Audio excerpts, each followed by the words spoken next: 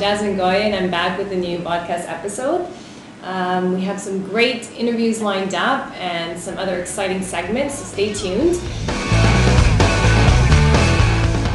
For all you gamers out there, we just added our war game Great Invasions as a digital download. So if you haven't yet bought your own copy and you don't want to wait for the shipping, so just be sure to check out our website and download your very own copy today. But I shed on you. So that's all for me here. Thank you so much for watching, and I'll see you in the next episode.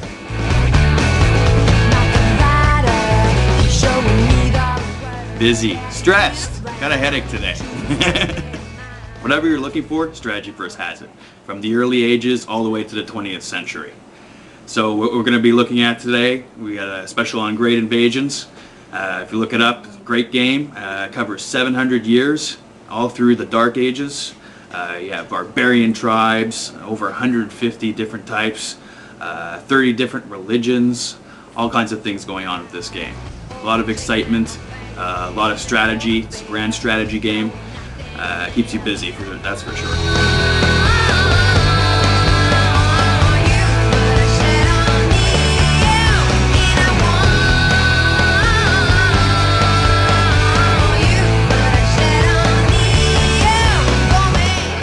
So going to making history, we have great multiplayer play up to 8 people, and the exciting part is you can take the Axis and Allies and you can mix it up and do something new. We're always playing with friends, so it's always backstabbing, and you never know what's going to happen.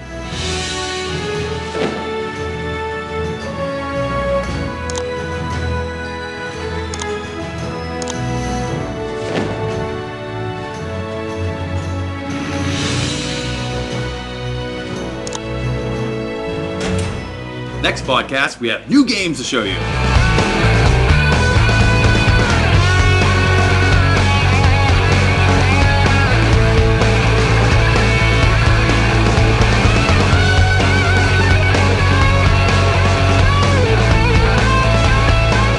The spaceman has landed and I had the chance to talk to him. So the E-Man and the spaceman, one conversation, who knows what we'll say. Right, and then How is Charlie Hustle? how is Charlie Hustle? Pete Rose has got orange hair. Yeah, you got a little spiky orange hair, and Yastrzemski's dyed his hair and it's kind of orange. And I looked at both of them and I said, "You guys go to Syracuse?" And they didn't get it, but they're. I have a solution to Pete Rose's dilemma with the Hall of Fame. He should go in as an expo. It's the happy compromise. He can't. That's a nice try, but in baseball, he's not allowed in big league ballparks. Oh, really? Oh yeah, he can't even go to Cincinnati spring training site. He's banned from being around major league facilities because he's a bad boy that he gambled on baseball and that he defiled Section 14, Rule 19, that you are not allowed to bet on anything. But Ty Cobb killed someone and he's in the Hall of Fame. Yes, and Cap Anson was a full-blown racist, and Comiskey basically defrauded all of his players and forced them to. I did my research. Yeah, forced him to Ciotti to throw the ball games, and made Shoeless Joe a pariah. Or I would like to. I'll open my own Hall of Fame, and I will put Pete Rose, Shoeless Joe, and all the characters. Would you be in it? Oh, I would be in it too. I'd be the curator. All right, so how were you approached to do the documentary in Cuba? I got a phone call, and I think he was in a mobile home. Josh was in a mobile home on the beach overlooking Malibu, and I thought he was, "Are you Rockford?" You a private dick, you got to sell your place. And then he financed and mortgaged his life and got in touch with Brett Rapkin, and the two of them got together a great crew, and we headed out of the country, and we did it on a song and a prayer. So someone called you out of the blue and you said, "Sure." Sure. Okay. You want to go back to Cuba? In a heartbeat. And they sounded great. I listen, and enthusiasm can show through. Okay. You're only allowed one impression, your first impression in life. And that's the problem with first impressions. You only get one. Right. And I can tell. Cy Peterson, a guy who called me from a bar, the Fisherman's Creek Bar in Black Creek, BC. I didn't hang up on him, and he and I are best friends. Oh, A good. drunk called me from Australia with a scotch in his hand, said he had to talk to me tonight, and I sat down and talked to him for a half an hour, and That's cool. trying to educate the Australians. How to play ball? Well, the largest baseball game, the largest crowd ever to attend a baseball game was in Melbourne, Australia. Really? 120,000 for an exhibition game, a pre-Olympic exhibition game, when the Australian Olympics were last held. So that's a little bit of trivia that you don't know. Maybe. I'll Google it. You Google. I'll Google it. Yeah, you don't trust anything you hear and believe half of what you see. Or is it If it's believe not nothing on of the- what you hear and only half of what you see? It's not on the internet.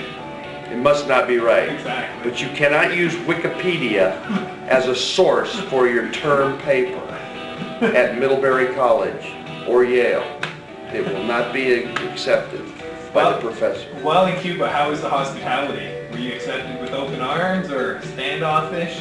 No, the Cubans love us. They love Americans. They go out of their way. They say, you know, we're not enemies of you. We're not enemies. It's just our governments seem to disagree Right. to the highest level. And, you know, it's the Cuban people are just... So you'd go Sure. back. Oh, I go back in a heartbeat. I'd love to go back.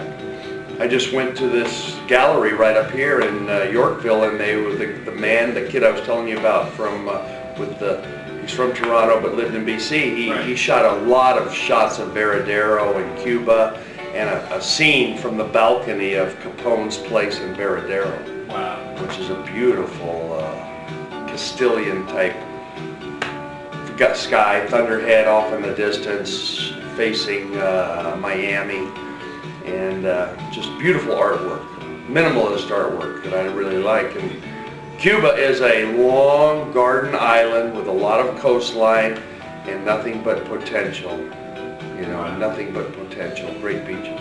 Per capita, where would you rank Cuban baseball players? Like, are they major league material? They're, I say the Cubans are #1 in the Caribbean. They have proved it time and time again. They win the Olympics all the time. They're the greatest ball players. I don't like the way they manage games nowadays. They tend to bore you to death with long, drawn-out games with a lot of relief changes, and they change the tempo more than a salsa dance. But as far as individual players, Right. man, they are good. They got the best shortstop in the world, plays for them, and some of the best pitchers in the world. I mean, the guys that matched up against Daisuke, and Daisuke got most valuable player in the World Baseball Classic. So 25 Cuban players, you as the manager, do they perform?